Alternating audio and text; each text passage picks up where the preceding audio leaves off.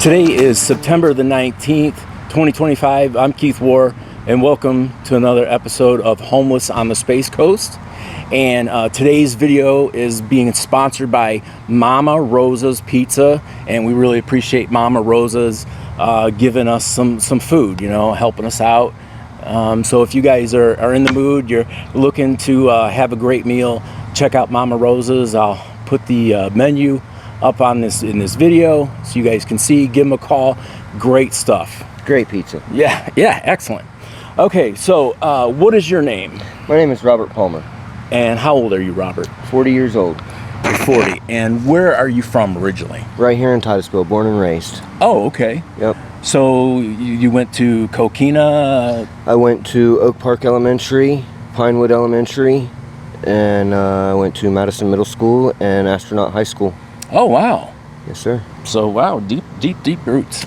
Okay, and how about your family, your mom and dad? Are they from here? Are they kind of transplants? All the way back to my grandparents. My grandparents moved here in the 60s for the Space Center. Oh, okay. And my grandmother and grandfather worked for the space program, both of them for 40 plus years. And my mother lived here in town her entire life, and so have I. Oh, okay, cool.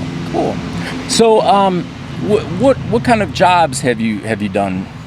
Done for a living mostly? I was a traffic control operator. I built traffic signals in my teens and early 20s, and then I moved on from that to a line clearance operator, trimming trees off the power lines, and I did that for almost 20 years.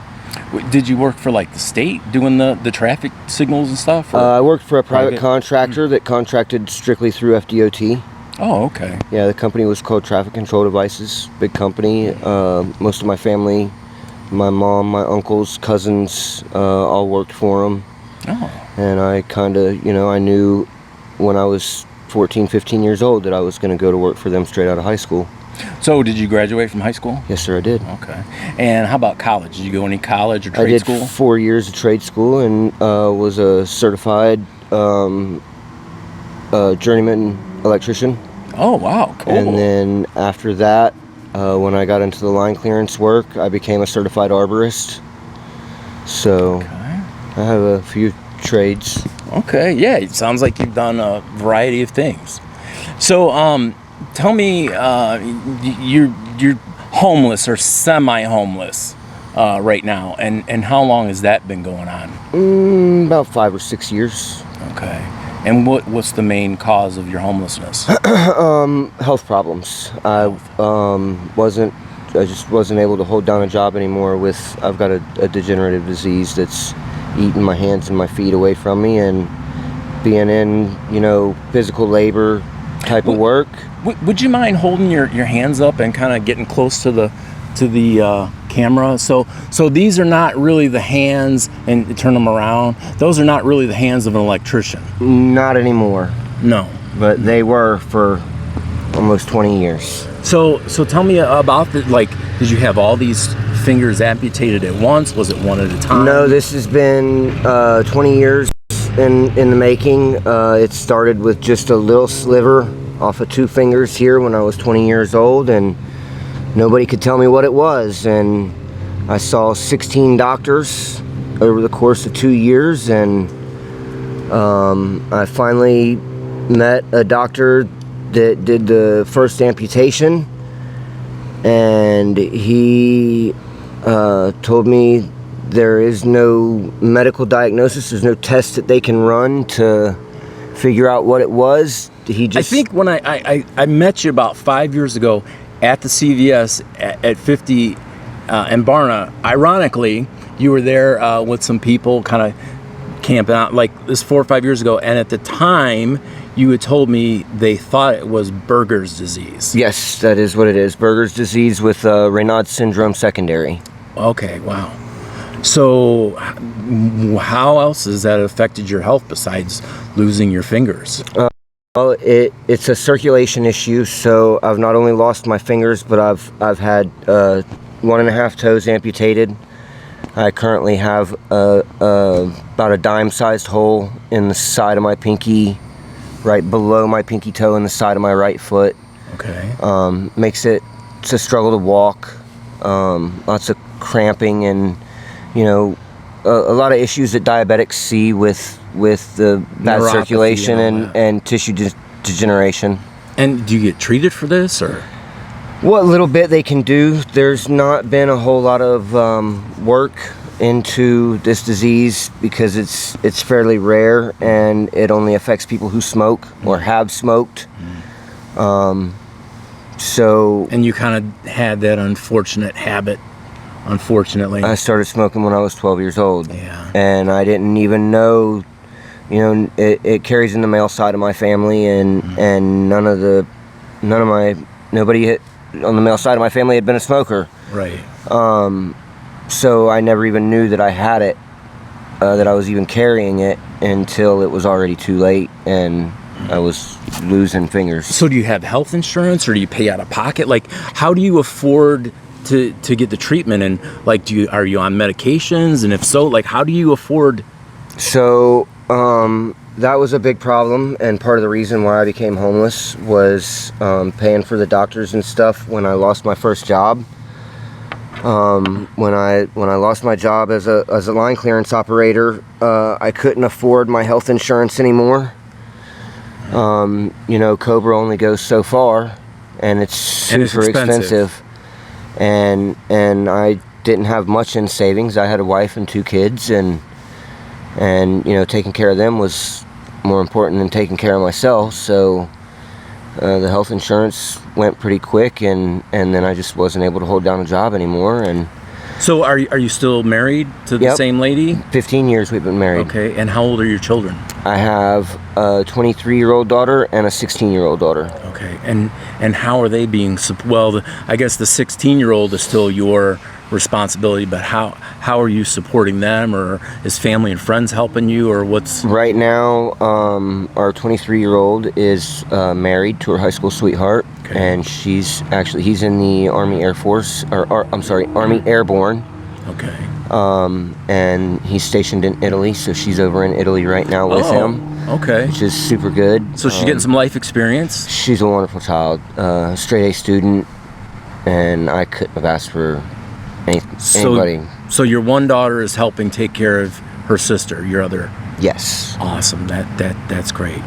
So and you said you have a wife of 15 years, Mm-hmm. and what's her situation? Does she work? Does she have health issues, or? She pretty much is my caretaker. She helps me, you know, like I said, a lot of times I can't even walk, you know, down the road a quarter mile without having to stop for cramps and, you know, issues with my circulation. So she Right. does pretty much everything, you know, from pulling my hair back for me and buttoning my shirt, because obviously Yeah. it's not, you know, super easy with nubs.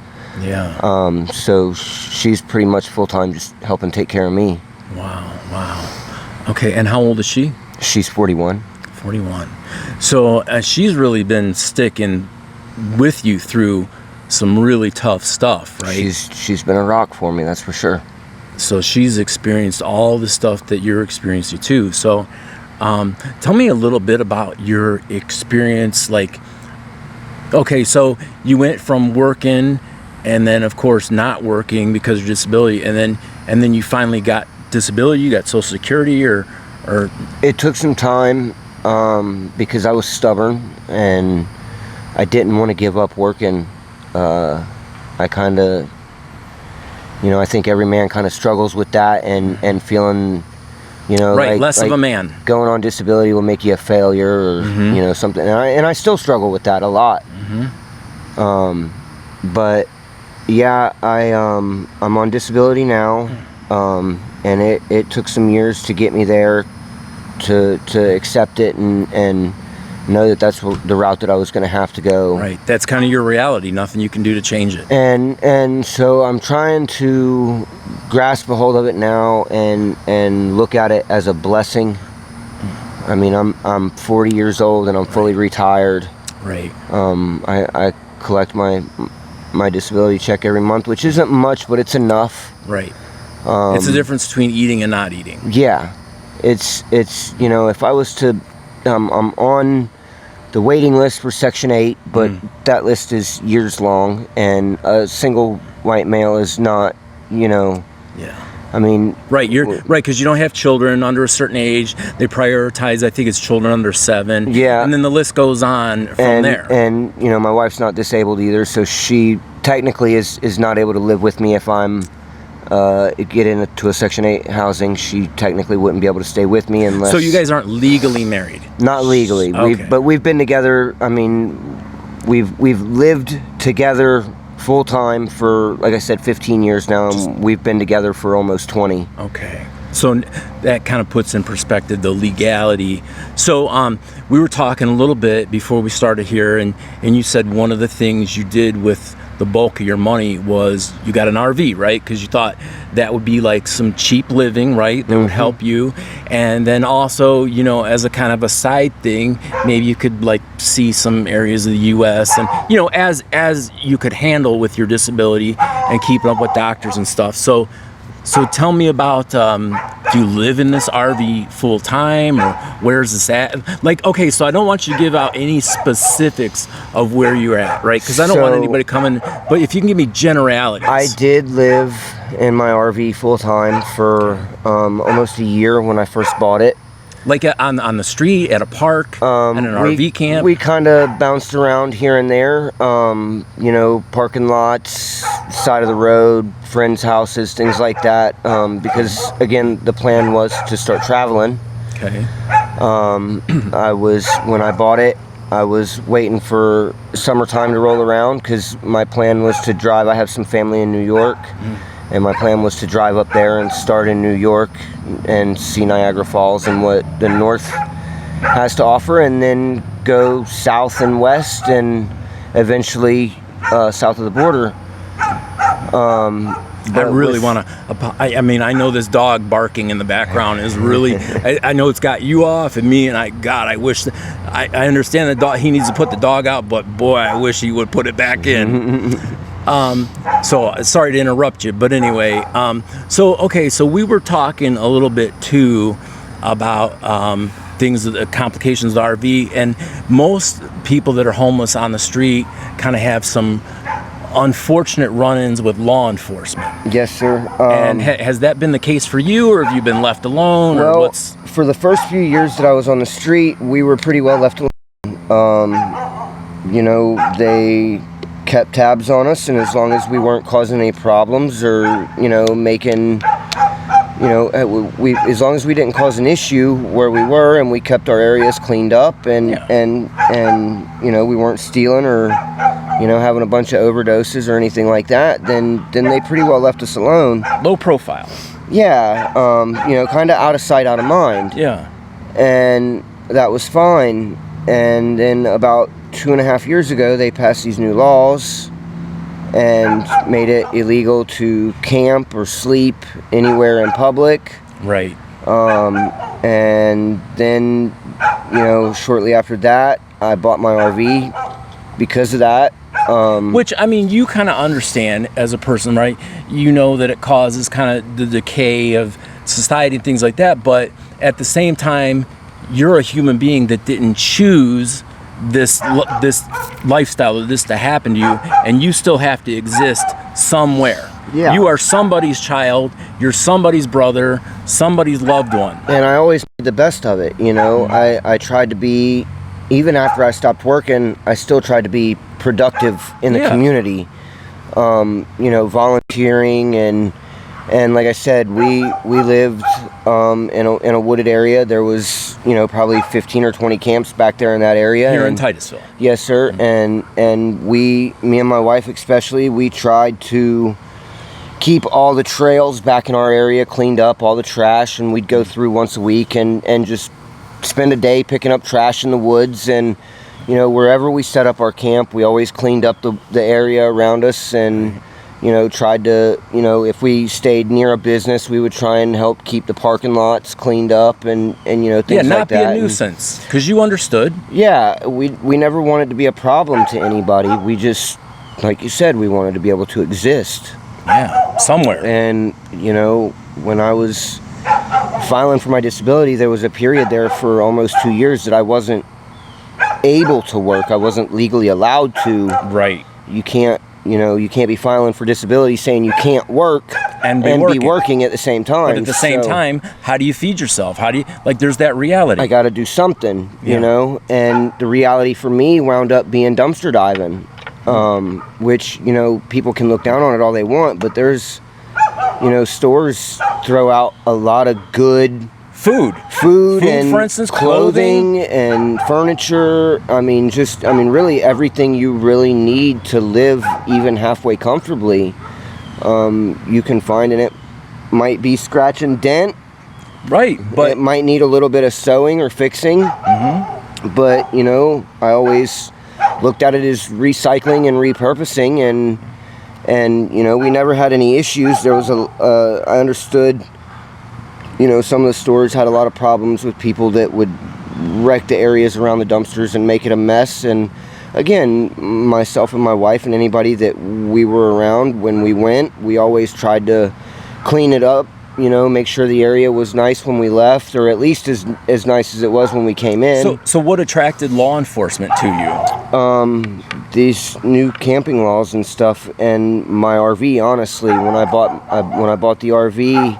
So what happened? Like, one day somebody came and knocked on the RV and said, "Hey, what are you doing? Move it," or somebody. How did that? I was parked at a friend's house on the road.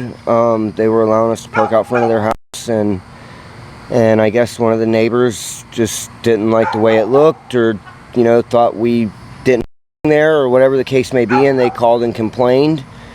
And I had my first unfortunate run-in with a not so nice police officer, who, in not so many words, told me to leave town. And is this kind of like a random, or do you keep seeing the same few law enforcement faces over and over? It's not even a few. It's pretty much just one of them that harasses the entire homeless population of the city of Titusville. And what's his name? Officer Nicholas Jablonski. Jablonski. He has arrested for such minute things. Put homeless people in jail for jaywalking. And, as if we didn't already have a hard enough time struggling to survive, most of us, some with addiction problems, some with mental health issues. To throw somebody in jail and now put on top of this struggle to just live, the ability to pay fines or pay for probation or whatever their the outcome of their case may be, over something silly like not crossing the street at a crosswalk. I think what most people don't get right is because on the books, being homeless is not illegal, but what people don't understand is if you don't have a place to stay, then essentially you are trespassing, right? So at night the parks close, and then they can give you a ticket from dusk until dawn. Yep. And then here in Florida, you're not allowed to go back to that property for 2 years. It's actually indefinite in the city of Titusville now. Oh, it's indefinite. If they have now. So if you are caught at a park any other time, you go to jail. So that's what we mean by being homeless is criminalized. Because I've heard of some guys doing 30 and 40 days in jail simply for existing at the park after hours when they have nowhere. There's nowhere to go. Yep. The shelters are, we used to have a Salvation Army here in Titusville, and that's closed. They even closed the soup kitchen part of it now. Wow. They don't even do lunch and dinner anymore at the Salvation Army. So what kind of resources are there for you? Next to none now. Next to none. Once a week we have a church here in town that'll feed us. Well, there's a couple of them that do one meal a week. Yeah. Maybe 2 or 3 of them that I know of. And the one of them does offer cold night shelters right, in the wintertime when it drops below 45. 40 degrees. 45 is the magic number. So at 46 they keep the doors locked, and I know this from experience. So, but I want to touch on a little more about the law enforcement thing. So, do you feel like this Jablonski guy is targeting you? Absolutely. And have you been disrespectful? Have you been like, do you run your mouth to him? Do you, I didn't at first. you didn't what? I wasn't disrespectful. Okay. I have a lot of respect for law enforcement Okay. and the armed forces. Because you understand he has a job to do. I get that. And you know, I tried, like I said, I always tried to be law-abiding and productive. But when I get disrespected, or you know, people, loved ones, or you know, little guys that can't stand up for themselves, people that don't realize that they're being disrespected, start getting pushed around. I was always raised not to tolerate a bully, and So you feel like you're being bullied by this guy? a lot of times I feel like that's what he tries to push the weight behind his badge around, because he knows he can do things. How often is this happening? Like, we talking like a monthly, a couple months, weekly? Like, what do we? Anytime he sees me. So are we talking weekly, daily? Like, how often would you say you're running into him? And what is the worst thing he's done to you? Over the course of the last, we'll say, year, I've had probably 30 to 40 run-ins just in the last In a year. There are 52 weeks in a year, so that means on average weekly. Just about, yeah. And I've been trespassed from pretty well almost everything on Highway 50 here. Right, because I wanted to do this interview at a park, and you said, no, I've been trespassed, we got to go to this church. Yeah, and I was trespassed for being there 15 minutes after dark while I was packing my things up to leave. Wow. I just had gotten left there, and had, you know, I was picking up after a party we had for my daughter and some of her friends for her birthday, and my wife and friends took the kids and moved everything back to the house, so everybody didn't get in trouble, and I was stuck breaking down, you know, me and one other guy, one of my friends, stuck breaking down, you know, our little shade pavilion, and you know, some shade umbrellas, and you know, the food and the grill and all that stuff. We were breaking it all down, and you could tell we were leaving. Yeah. We had everything packed up on the trailer, and then, you know. And there's a thing called the law and the spirit of the law, and in which a law is, you know, why it's there, and the spirit of the law is kind of, well, yeah, it's 15 minutes, just let this guy. You weren't like 4 hours past, or you're a few minutes. And it wasn't like, you know, I understand the law is there to make sure that people don't sleep in the parks, they don't try and live in the parks. I get that. You don't want, you know, that.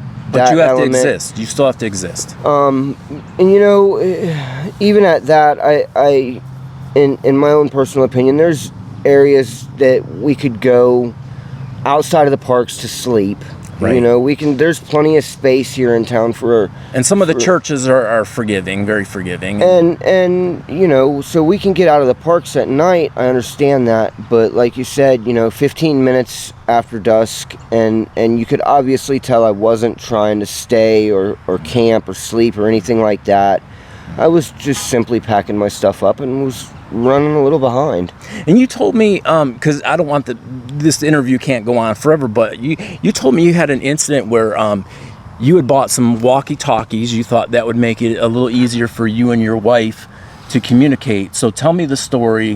What happened with these walkie-talkies? So, and we're talking about the same Officer Jablonski, the guy that's been kind of targeting you. He targets all. I think he profiles all homeless people in Titusville. If you wear a backpack and you ride a bike, you're a scumbag. And I think you even, I don't want to mention any other, the good officers, but I think you even told me that one officer told you, look out, he's on and he's gunning for you today. And I asked that officer what his name was, and he wouldn't even tell me who he was for fear of retribution from the higher ups in the police department. So I want to explain this walkie-talkie situation. Right? Okay, so how much did you pay for them? Where'd you get them? It starts because, you know. No, where'd you get the walkie-talkies? Did you get them from Walmart? I bought them at Lowe's. Okay. They were $120 pair of walkie-talkies. They were the strongest ones I could find. So nothing illegal, nothing wrong with them. Nope, they're just, you know, everyday handheld walkie-talkies that you could buy at the hardware store. Okay. And I was using them for me and my wife. We can't afford 2 cell phones. It's hard to do on you know, a Disability strict and budget. feed yourself, right? So I figured walkie-talkies would be the best way to go when we're riding our bikes. If we got separated or whatever, then we'd have a way to communicate within reason, you know. Yeah. And Officer Jablonski arrested me one night, just for being outside a bar, basically a trespass. And he tried to insinuate in his post-arrest interview that I was using these walkie-talkies to listen in on the police for some kind of They make illegal apps, activity. But they make apps on your cell phone that you can. People do this as hobbies. And There's not nothing only illegal that, about but it. the channel that he's talking about is the emergency broadcast channel that is available on all Citizen Band radios. CBs, truckers have them. Right. All walkie-talkies have them. There's absolutely nothing illegal about it. And even if I was listening to it, which he could So not what? prove, then yeah, exactly. I'm not doing anything wrong Right. by doing that. But You said he insinuated that somehow you would be getting on this frequency and using it too, didn't you? for nefarious reasons, to maybe watch out for the police while I was doing illegal activities or something like that. Okay. Which was not even close to the case, and I proved it to him during his interview by asking him to turn the walkie. He said during his interview, he said, I turned your walkie-talkie on. The first channel it came up to was the emergency channel, the police channel. Okay, So you're listening to us do, you know, what we're doing while you're doing all this nefarious bad stuff, whatever. And I said, why don't you turn that walkie off and back on right here in front of me, and let's see what it does. Because every time you turn a walkie-talkie off, the channel resets, and it always comes back up on channel 1. And how long ago was it? Like, if I were to look for body cam, and I'm sorry I keep looking at this, make sure the battery's not dying, but if I were to look for body cam footage of this, how long ago would you say this incident took place? A year ago, a month ago, a week ago? I'm not sure the exact date, but I want to say it was the end of May Of this year, of of 2025. this year. Yes, sir. So he took the walkie-talkies, confiscated them. Well, You never got them back. I Did you don't get a know property? exactly what happened to them because But you don't have them. You didn't get them back. I never got them back. They weren't evidence of any crime, obviously, Okay, because right. there was no crime committed with the walkies. And I did get back my property. He when he arrested me, he took my book bag from me, and it had some battery backups and my cell phone and wallet and things of that nature in it. And I did get back most of that. But the one thing that wasn't in my bag was my walkies, and you don't have a receipt for that. I never got any. They don't inventory your stuff when it goes into police custody. They just one backpack, and whatever was in it was in it.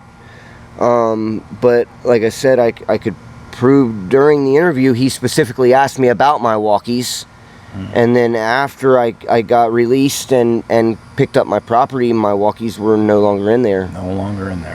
And that's a big hit for somebody to take $120 when when you only make $1,500 a month On the street, struggling to support 2 people. And that was, like I said, it was my way of communication with my wife when we were separated from each other. It's a big hit to take, and it's a safety issue for us as well. Yeah. So I don't. None of us expect you to be a perfect person. Do you have any substance abuse issues? Do you have any alcohol or drug use or anything you struggle with? So I do struggle with a semi-legal, not so much anymore because I don't have my insurance to pay for it, but I was on pain management for almost 12 years, struggling with my disease. And then, which is understandable, when I lost my job, I lost my insurance, and I did resort to buying my medicine on the streets and things of that nature, because you were physically dependent on the medicine, which most people don't realize. It's like needing your insulin or your blood pressure medicine, and now you can get it on the street. People don't realize that it's not just being sick for a day or two. We're talking weeks and for some people even months. And not to mention the fact that, you know, because you're not getting high anymore. No, What you're sir. doing is you're staying well. yep. You're just avoiding withdrawal. That's all you're doing. And not only that, but, you know, I'm on the pain medication because Because of your this diseases. disease is Legitimate diseases. extremely painful. I mean, I've literally had bones sticking out of the end of my fingers before. Which I can see. And that was my every day, just to get up out of bed and be able to function and even try and be any kind of member of society, let alone a productive member. I needed pain meds. Yeah. And you know, it's unfortunate, it really is, and I don't like it any more than, you know, anybody likes the opioid epidemic that's you know, beaten up. Right, but you had a legitimate reason for them. You weren't a recreational. You have medically diagnosed, provable, And I wasn't injuries using and illnesses. You know, you weren't abusing. You were using.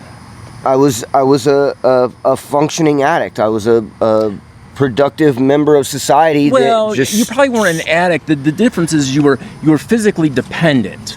Addiction is where you're constantly hunting it to get high, and being physically dependent is basically your body needs it. You're just treating your pain. Yeah. Okay. I'll accept that. Right. You know, Which I know most people don't know the difference and know that terminology. Yeah, it's, you know, I always considered myself an addict because I had to have them. But I understand, like you said, the terminology is a little different. See, I was a paramedic, so I know better. And that's why I know that this is physical dependence and addiction are two different things. Addiction is a state of mind. Physical dependence is, like I said, you can't be addicted to your blood pressure pills, but if you don't have them, your body reacts and you're sick. Poorly, actually, very poorly. So it's the same thing. Yeah. But most people are ignorant to that fact. Okay, so have arrests been generated from this, or have you had any run-ins with Jablonski for those two, or not really? In almost 20 years of this disease, and like I said, now the last almost 15 on pain medications, prescribed or otherwise, I've had one arrest. Okay. And that was just recently, and it was Officer Jablonski that arrested me. Okay. So what's the most common thing you're having a run-in with him for? Just Trespassing. So how many trespasses would you guess? 10, 20, 30, 40? I would have to say at least 30, maybe as many as 50.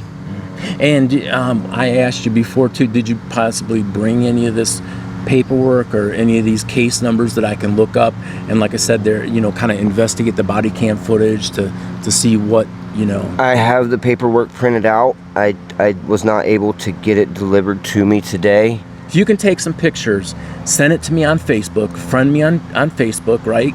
Then send me in the direct messages, so I have a picture, or just write the case number so that I can go and do a FOIA request, the Freedom of Information, and get the case numbers on this, and look at the body cam footage and decide, you know, whether the viewer should see, like, if this is in your mind or if you're being targeted. But I'm being told behind the scenes, and I'm not at liberty to speak, but I'm being told that there are two Titusville police officers that are really gunning and targeting the homeless for nothing more than really existing. I'm not sure about the number of them, but I know on this end of town, especially. I was given two names. Jablonski was one, and I can't remember the other. Officer Jablonski is, and I don't know if it's coming from, you know, if it's orders from higher up or if it's just his personality, just his the way personal he is. preference, and you know, him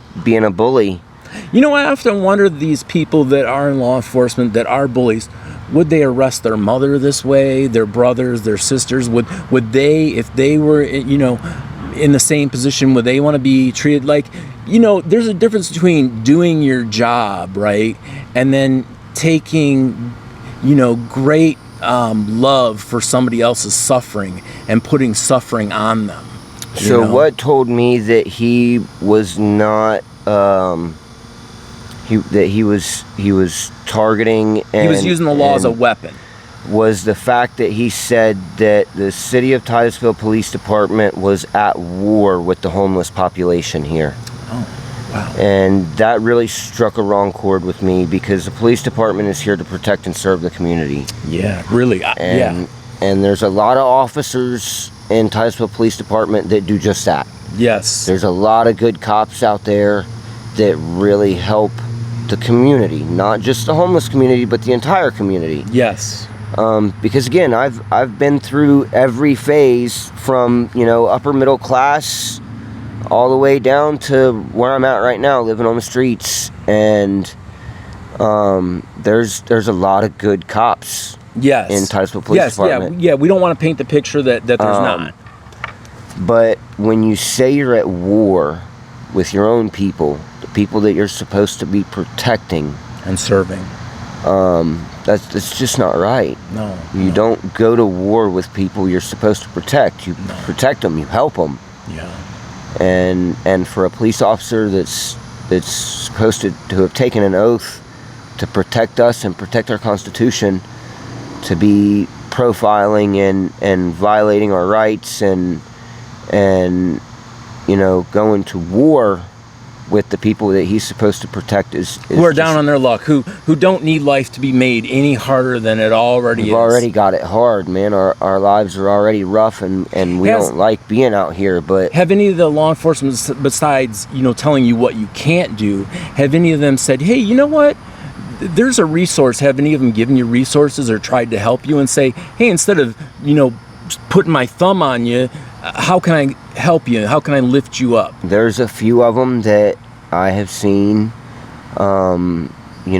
volunteer in the community that run their own programs on their personal time, Fighting Edge. We'll just say Fighting Edge. Absolutely. That he puts a lot of care things back into the community and back into especially the children of our community from that front. Yeah, and his name's Willie Taylor, and he's about your age, so you just missed him in high school. Mm-hmm. So, but he's a good guy. Okay, so we're gonna have to wrap this up. Can't go on forever, like I said, but is there anything else you want people to know before we go, or are there any messages to any friends or family that you haven't seen who might see this and you just want to let them know how you're doing or what's going on? Well, what I want to say is really that just because we're homeless doesn't mean we're bad people. No. You're not garbage. You're not throwaway. A lot of us, honestly, there's some of the best people I've ever met in my entire life out here on the streets give you the shirt off their backs. Literally. Just because they know what it is to be in this position. Yeah. And to be looked down on or frowned on or considered less than or a failure is not always true. Thanks, man. All right, well, we're gonna wrap it up for now, but you guys can reach out to me on Facebook at KEITHWOHR. Send me a message if you have any suggestions or help or something you want to get this guy. You guys can message me, get it to me somehow, or get it to him. But for now, just want to say thanks for watching, and thanks to Mama Rosa's for providing us with a meal tonight. And as always, may you be just as blessed as you've blessed others. Do you have feeling in those fingers? I'm sorry, I wasn't recording. About the only feeling that I have left in these is pain. Pain. Wow.